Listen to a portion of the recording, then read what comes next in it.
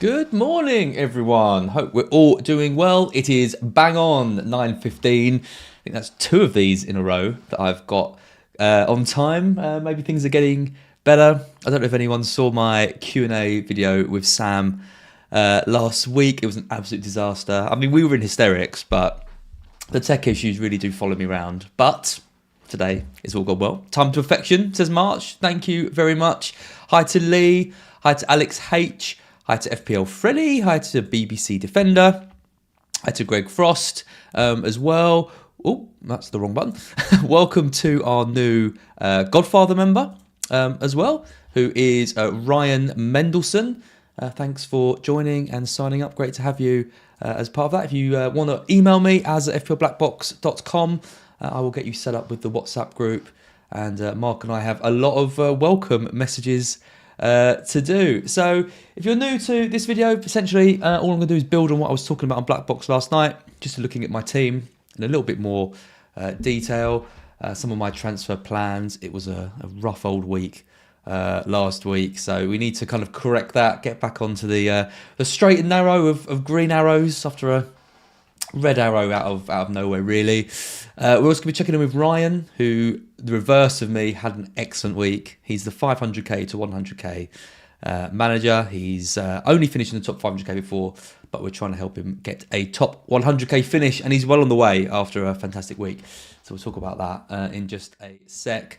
This was my team in game week 3.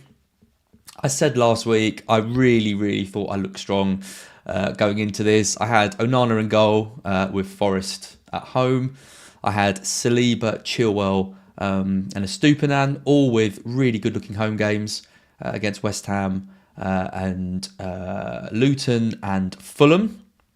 For those three, Rashford with Forest at home, Saka and Odegaard with Fulham, Foden with Sheffield United, and Richarlison. I know he's much maligned around these parts, but he had a good looking game against Bournemouth. And then Haaland and Jackson up top with Sheffield United and Luton respectively. I mean, reading those fixtures, there wasn't a bad fixture amongst them. Normally you have kind of one or two players that maybe you're not too sure about, but it really seemed like the stars had aligned this week, and I was really confident going in. I just didn't get any points. That's a problem. And in FPL, you need to get points. That's what I've learned over the years. Richarlison getting 0, Odegaard getting 2, Saliba, Onana, all getting 1s and 2s. Estupinan as well, getting battered by West Ham. And then it was just players like Rashford and Saka coming in, who are highly owned. Okay, Chilwell did well, but he is as well. Haaland just getting 4. Jackson got 7, but I was hoping for a little bit more from him. And the transfers I took out, I took out Fernandes for Foden. I thought on paper there wasn't a lot in it. I did a poll last week as well, and actually the crowd was saying Foden would outscore Fernandes this week, and I thought they would at least kind of be in and around the same points. But then obviously Foden had the illness and the benching in that game, and I thought he was just absolutely electric when he came on as well. So that was really frustrating as it often is. And Jackson came in for Pedro. So I still feel like that was a good move for the kind of the medium term. Could it have waited a week? Maybe, but I really wanted to get in Jackson ahead of the Luton game and the good fixtures to come. It looks like Sterling, the tide is shifting towards Sterling now. I think Sterling probably is the better pick out of the two in isolation, but given that he takes up a midfield spot, and there's so many good options when we come to the watch list in a second, I don't think it's as close as people. Sorry, I think it's more close than people think. So I think Jackson is still a good pick. Playing up top, his stats are good, and I think he could rival Sterling for points over the coming weeks. Pochettino's been talking him up, saying that he's a good pick. So hopefully we'll see some more returns from him kind of going forward as well. I think I've closed the pop-up chat, have I? Oh no, I haven't. No, there it goes. Just takes a little while to. Thought you'd all left me, but no, you're all back. Yellow, the beard looking strong. Thank you very much. Appreciate that. Thomas Rogers, I don't know what you're talking about, Az. It was a huge week. Oh God, people like you aren't welcome in these streams as well. Richarlison, Foden, poor picks. I don't agree. I know they haven't been doing well. that week. I don't think Foden is a poor pick, given that he's got really good fixtures to come, and the kind of the role he plays in the team. I think he just got unlucky with the illness. Really, no one kind of saw that coming. Richarlison, I mean, I know he's got the flag. I know he hasn't scored any points.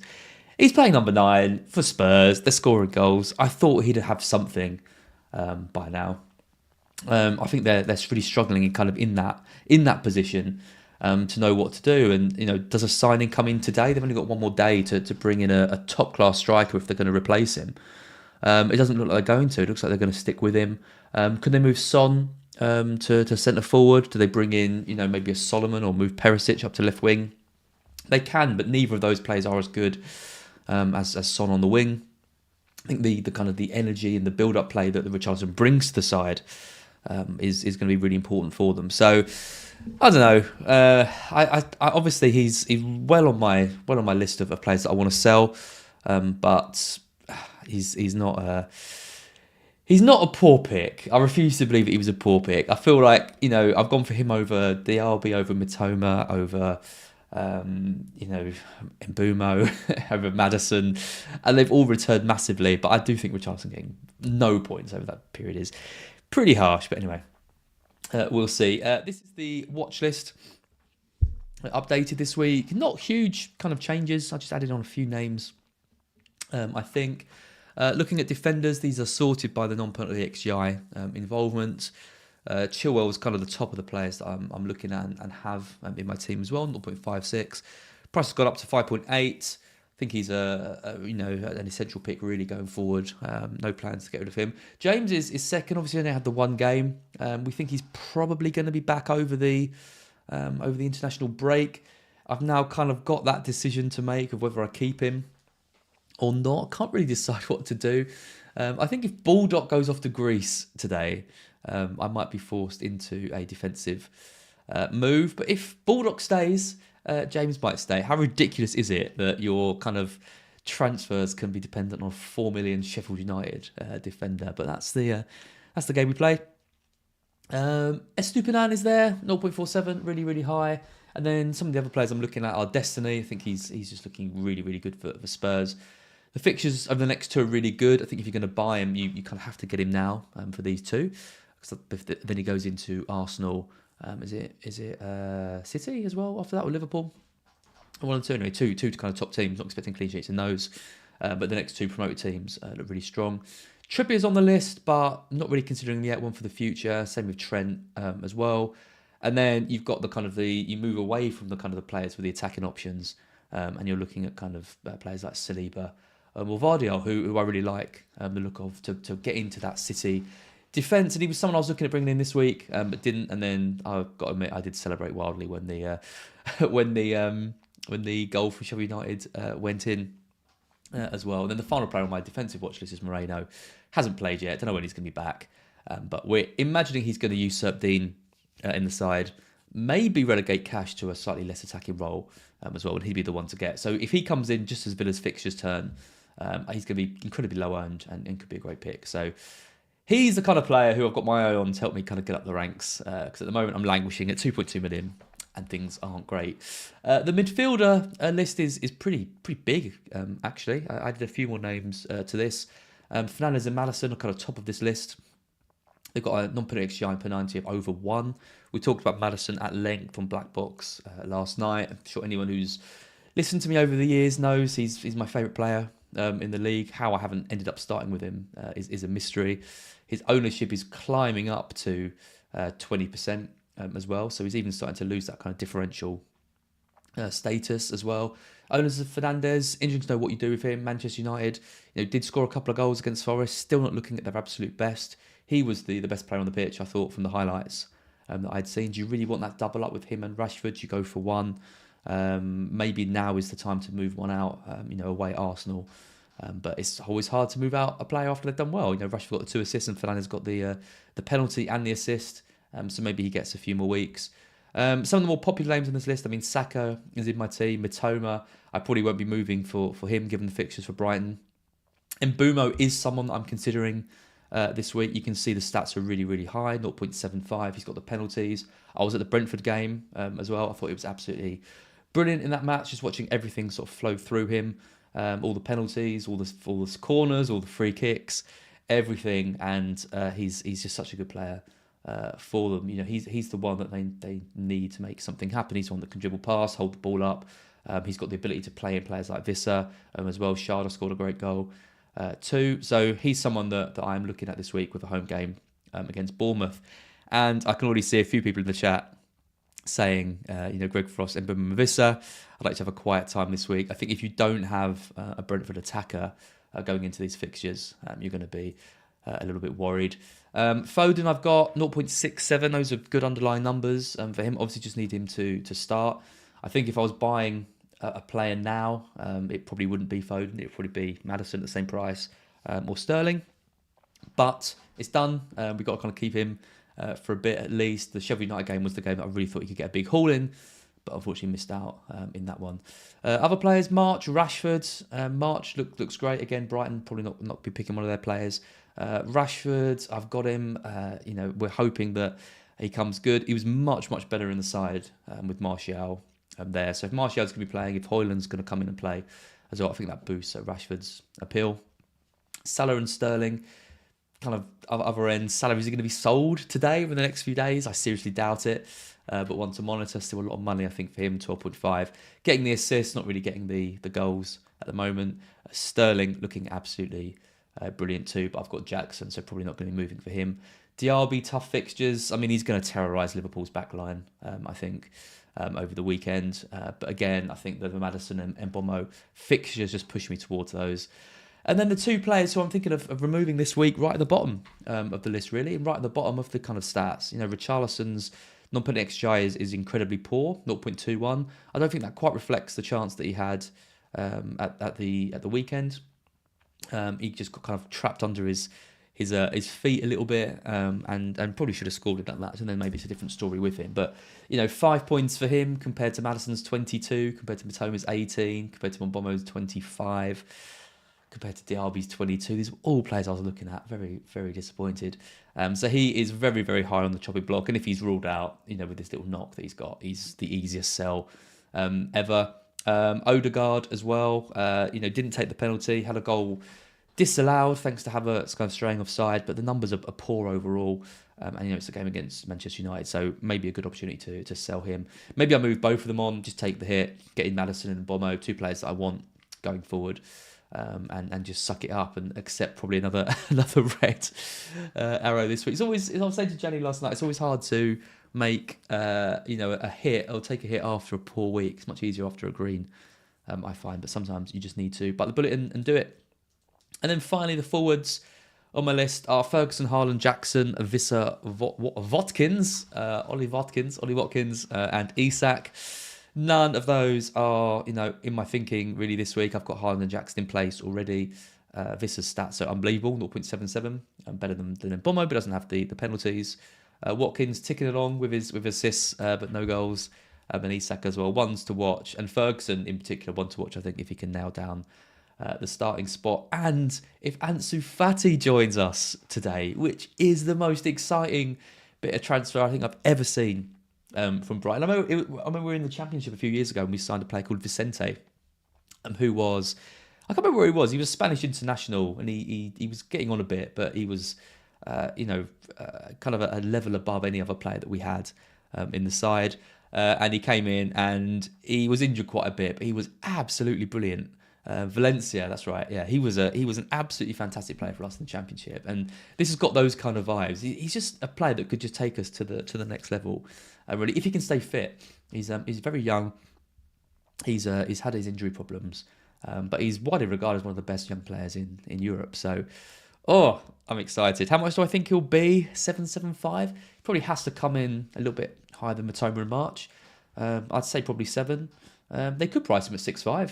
To be fair, that wouldn't be awful, but I think they maybe need to make him a little bit more difficult to get than some of the others. I will find it really difficult not to own him. Brighton's fixtures suck, but he'd probably be the one I'd go for. As is your order, Madders, Sterling, and Bomo. Madders definitely top. I can't call him Madders. Maddison definitely top. Sterling and Bomo, I don't think there's a huge amount in it. I think if I didn't have Jackson, I'd probably go for Sterling. Yeah, so yeah, probably Madison, Sterling, and Bomo as well. But any three of those are good picks too. So yeah, I like them. I like them all. Yeah, De Zerbi key factor in Fatty joining. I love his name as well so much. I tweeted yesterday, but Fatty, Gross, and that guy and Solly. Yeah, we haven't filled it for Bruno as well. Dunk. It is like a stag do, isn't it? You could build a five-a-side team of ridiculous names in our Brighton side. But it is very exciting. Can't wait to see kind of what he can do. So this is how I'm kind of set up for game week 4 at the moment. Deciding between Turner and Onana in goal, with Chilwell, Stupinan and Baldock, unless he's going off to Athens or something ridiculous. That would mean probably Saliba comes in, which I wouldn't be too happy about. I think there's too many clashes there, really. But if I have to play Saliba, I guess it's not the end of the world. Then it's Rashford, Saka, Odegaard, Foden and Richarlison, with Haaland and Jackson up top. So, like I said, I mean, the defence needs sorting out at some point. But I think if James comes back over the international break, if he can get a run of games, which is a big if, of course, but Chelsea's fixtures remain really good, and if he comes back into the side, not many people are going to have him, and he becomes a bit of a differential for me. So I think I'll hold James if I can over the international break, see where we're at. After that, hopefully he's recovered from his ailments and he's back into the side. The two big issues for me, I think, in this simple moment are Odegaard and Richarlison. So it's just whether do I deal with one of them. And I've got nothing in the bank, so I could either do Odegaard to Maddison or Richarlison to Mbumo for free, or do I just take the hit and get rid of both of them this week? If Richarlison's out, Richarlison to Mbumo is a no-brainer move, I think. So then it's just, do I think Maddison outscores Odegaard by 4 points over really the next 2 weeks? I think he probably does as well. Plus, Odegaard's price could drop, Maddison's price could go up.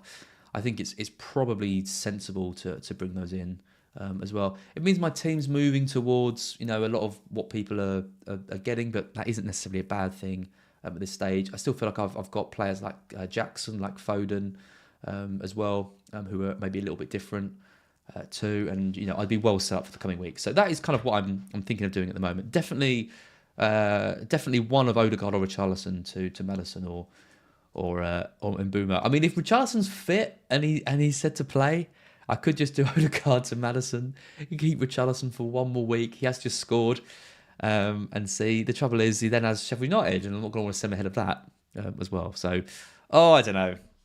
Richarlison's a horrible one to own. His price is just dropping, and it's the faith. I mean, I don't have any faith in him. This is the problem. It's just the fixtures are so good. It's hard to kind of lose faith. But kind of there we go. Anime Zone, Maddie or Foden. I think if I was buying one now, I don't think there's any choice between them. I think Maddison is the obvious choice out of those. He's more nailed on. The fixtures are good. His XGI numbers are incredible as well. He's not going to get randomly benched in a game. Hopefully, he won't get randomly ill as well. So we'll see that. Interestingly, I've seen Dean mention a few times. Was it Dean or someone else as well talking about Sterling potentially as a trap as well? I mean, it's interesting, isn't it? I mean, it's sometimes it's almost too good to be true. He puts in a good performance against West Ham. You think points are coming. Then plays Luton and goes absolutely mad. Gets 19 points. Can he continue that as well? Forest are a sterner test. I think their defensive numbers are pretty good. You look at them against United. They were 2-0 up in that game. Things started to turn against them. A penalty appeal. There's quite some soft referee decisions. Red card. Hard to judge them off the back of that. Generally speaking, they've looked much more impressive this year defensively. So they've got a couple of new recruits in. So I'm not expecting Chelsea to score 3 or 4 in this match. They don't need to. Sterling probably just needs to get 1. If they get 2, maybe gets a goal and an assist. He's definitely a great option. But I'm not sure he's an essential pick kind of at the moment. And I've got Jackson and I'm happy with that.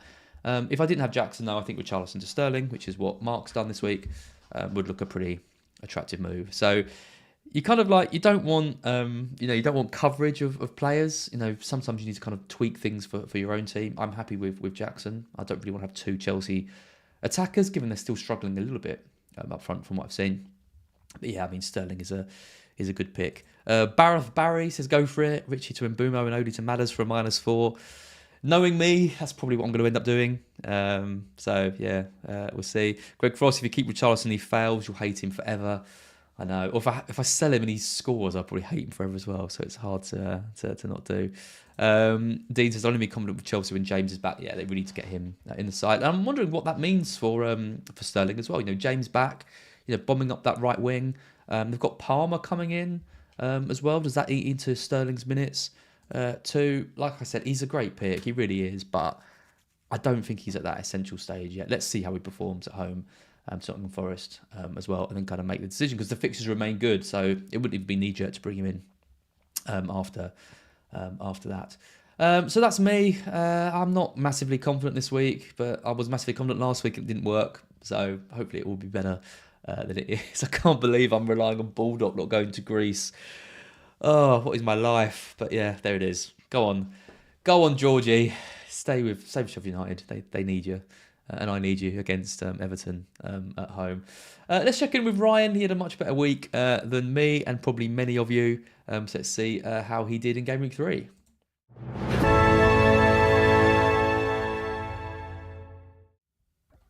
Hi guys, hope everyone's doing well. Thankfully this week I had a good week. Makes up for last week's terrible week. Almost caught up to my rank from Game Week 1. Had a massive green arrow to about 1.2 mil. I finished on 63 points. Late Thursday, early Friday, I texted Az asking whether to take Maddison out for a -4. And he persuaded me to keep him, which I'm glad about because he scored just about. And got the 10 points, which was really good. So yeah, massive green arrow, really happy with the team. This week again, it's a bit of a boring one. There's not much going on. A potential move is a change of goalkeeper. Onana, United have looked a bit shaky defensively. Martinelli hasn't done much. Could I get him to Sterling, who had a great week? Foden still in the picture after being ill? Or I just roll and go into the international break with 2 frees. So yeah, let me know what you guys think. Hope everyone has a good international break, and I'll see you guys in a few weeks.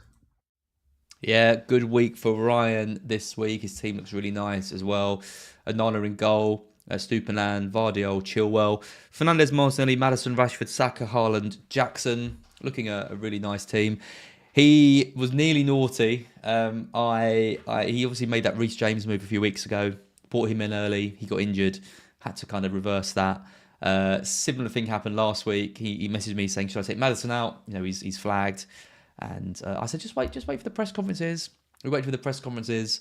He kind of said, yeah, he's okay to play. Ryan was still hovering over the transfer button, and I said to leave him. So gave for a bit of good advice, I think, on that one. The patience paid off. I think he'd be gutted if he'd taken Maddison out and didn't have him kind of going forward, unless he'd taken him out for Sterling, of course. But maybe I cost him 9 points. Actually, didn't save him any. But no, I think Maddison going forward is a great pick. So again, patience with transfers is something that Mark and I, Gianni and I spoke about last night. Obviously, we want to be patient. We want to wait for moves, and when they come, it's difficult when you've got exact funds to do it. But we want to wait and get as much information as possible. And that was a good example. I think Ryan's had both examples of when that's been useful. James with the injury, with the early transfer, and then waiting on Maddison to get that. So, we hold off on transfers when you can, if you've got exact funds and, want to take that gamble. That's also an acceptable strategy. Pretty nothing reply to that, but that's my thoughts on it. A goalkeeper transfer with this team. I mean, I've got the Onana Turner combination. It's a bad week this week, but generally speaking, I think it's okay. I think you stick with that. I think Martinelli is potentially a bit of a problem. He's the weak link, I think, in this midfield, similar to Odegaard in mine. I think there's options around. In Mbumo, I really like as well. Ryan mentioned Sterling too, although it'd be a triple up on Chelsea. I'm just not sure they're quite there. I think Martinelli out would be the move that I'd look to do, and I think Mbumo would be the one that I'd be bringing in with this team personally. But let me know what you think in the chat. What do you think Ryan should do with this team? He's got 1 free transfer. I don't think he's got anything in the bank, but do you think that Do you think that Martinelli is the weak link? Get your questions in as well, and I will answer some of those. Janko says, you see goals in the Arsenal United game? I do think there's goals in this one. It's just whether Odegaard is actually going to be involved in them, which is the problem. It's hard to know who's going to be scoring for them. Vieira comes off the bench, for example, and gets a couple. It feels when they're not quite clicking as well. They're taking bench options, they're making changes, the system's changing. I'm just not really sure on many of these players. And Jesus to come back in, Zinchenko to come back in. Does that boost kind of Martinelli and Odegaard? Does it? What does it mean for the side? I think we just need this game to kind of assess. So while I think there's goals in it, it's hard to know and hard to advise keeping the Arsenal assets as well. So not entirely sure who's going to get the goals, but yeah, I think there will be goals in them too. Manon says you're going to regret selling Odegaard. Yeah, maybe, but he's got low XG numbers and isn't on pens now. We think it was probably just a one-off in that match, and it's I know Manchester United have some injury issues, but they're still a good side, and other players like Mbeumo and Sterling and Maddison have good fixtures. So again, you're trying to find the timing to do it, and you obviously don't always get it right. But all you can do is go with the evidence that you've got in front of you. So we'll see with that. FPL Freddie sticking with Martinelli this week could be a big differential for Arsenal United mids and Mbeumo as well. Mike is doing Odegaard to Maddison this week. 2 captaincy plans. That's an interesting one for the next few weeks. Yeah, I think I'm going to move away from Haaland's captain away from home. He's got West Ham. There's players like Maddison who've got Sheffield United, for example, in that match. I just think City seem to still be adopting a much more conservative approach in these away games as well. And Haaland could have had 2 goals, in that game against Sheffield United. He could have had the penalty and the goal he scored. He's got the 2 goals away at Burnley as well. But I don't really want to spend the whole season just captaining Haaland every week. And we are seeing other options kind of emerge. Seeing players like Maddison with great underlying data. If Mbeumo's on all these set pieces and got a good home game, I think he's one to maybe consider as well. Rashford, United players. There's other players I think that can score well in different weeks. So Haaland captain this week is a lock, but then I think we might be playing around a little bit more with that. Kind of going forward. So yeah, bear that in mind when you watch my videos. You see me doing 6 million in a few weeks. I've gone against Haaland as well. That's how you lose a top 10k. Or it's how you get into it. It's swings and roundabouts, isn't it? Quite a few people saying about Martinelli feasting this week. Maybe you do just hold this week. Then Ryan, don't make that move. I still think Mbeumo over the next few weeks should outscore Martinelli. But yeah, it's up to you. I wouldn't make the goalkeeper transfer. No one's really advising that. So yeah, let us know in the comments kind of what you think about those 2. I think that's pretty much it from me this week. Like I said, a hit probably on the cards this week. Dean McKinney's going to go for Foden captain this week. I like that as well. It's a hell of a gamble going against Haaland at home to the worst defence in the league at the moment, though. But it's Foden, it's Haaland. They could both do well. I hope Foden hauls in this match. So if you've captained him, Dean, and he goes mad, and I've got him in my side, I'll be absolutely over the moon with that. This is absolutely mortified. Everyone will be absolutely mortified with that. But that's it from me this week. Thank you for watching. Hope you all have a good game week. I'll be watching from Copenhagen, where I'm going to visit a friend of mine who I know from my uni days. Every time I go out there, we end up at a sports bar in Copenhagen. Every time I go out there, he goes, "We can't go to that sports bar again. You're in Copenhagen. Let's do some cultural things." And every year we end up in this. It's brilliant. It's a brilliant sports bar. I love it. Pool tables, dartboards, and we'll be watching. Hopefully, Foden go off, as they say, in that match. So thank you, everyone. I'll be back with BlackBox next week. I'm doing a couple more streams actually. I'm doing the Q&A with Sam at 4. I'll be doing a member stream with Andy North for Scout about 7:30. So do check those out if you're interested, or if you're sick of me by now. I completely understand, and I will see you next week. So I'll see you very soon. Good luck this week, and thanks for watching. Do give this video a like if you haven't already. Make sure you subscribe to the channel, and I will see you very soon.